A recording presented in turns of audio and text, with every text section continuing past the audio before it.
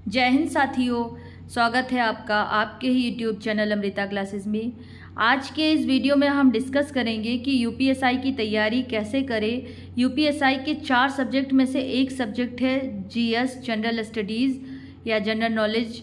उसकी तैयारी हम कैसे करें, उसकी क्या स्ट्रेटजी बनाए, उसके लिए कौन सी बुक ले, किस तरह पढ़े उसे कि इस बार यूपीएसआई का एग्ज़ाम क्लियर हो जाए।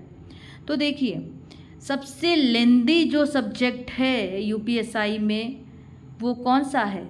जीएस। जीएस बहुत बड़ा है, इतना ज़्यादा है कि अगर उसको बहुत डीपली अगर कोई पढ़ने बैठे तो जीएस इस साल तो किसी का ख़त्म ही ना हो। अगर कोई डीपली पढ़ने बैठे तो जीएस बहुत ज़्यादा लेंदी है।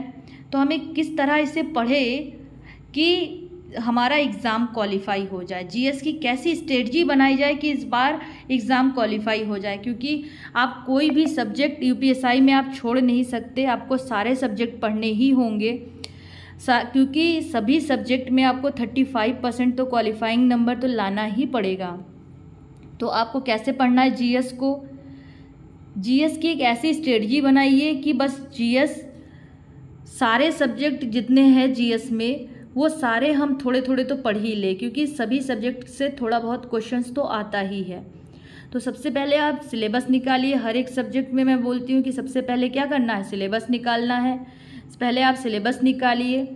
देखिए, जीएस में आपके कितने सारे सब्जेक्ट हैं, हिस्ट्री, ज्योग्राफी, इकोनॉमी, पॉलिटी, उसके बाद करंट अफेयर्स पढ़ना है, मूल विधि है, संविधान है, सारी चीज़ें हैं उसमें। इसके अलावा भी बहुत सारी चीज़ें इसमें ऐड ऑन कर रखा है। तो आपको कैसे पढ़ना है? एक तो मूल विधि संविधान का आधा पोर्शन आप उसे अलग छोड़ दीजिए। मूल विधि संविधान यानी कि आपका पॉलिटी और आपका मूल विधि इधर अलग हो जाएगा। उसके लिए मैंने स्ट्रेटजी बता दी है कि मूल विधि को कैसे पढ़ना है, संविधान को कैसे पढ़ना है, उसके लिए भी मैं बता दूंगी आपको आगे। अब बचा जो सब्जेक्ट है उसे कैसे पढ़ना है। सबसे पहले तो आपने सिलेबस निकाल लिया, उसके बाद बुक्स कौन सी ले। देखिए, इसके लिए आप बुक ले लीजिए, जीएस पॉइंटर की आती है घटना चक्र की, या तो वो ले लीजिए, या फिर यूपीएसआई के लिए स्पेशल बुक आती है घटना चक्र की ही, वो बुक ले लीजिए। उसमें बहुत ज़्यादा नहीं दिया हुआ है, बस एग्ज़ाम ओरिएंटेड ही दिया हुआ है।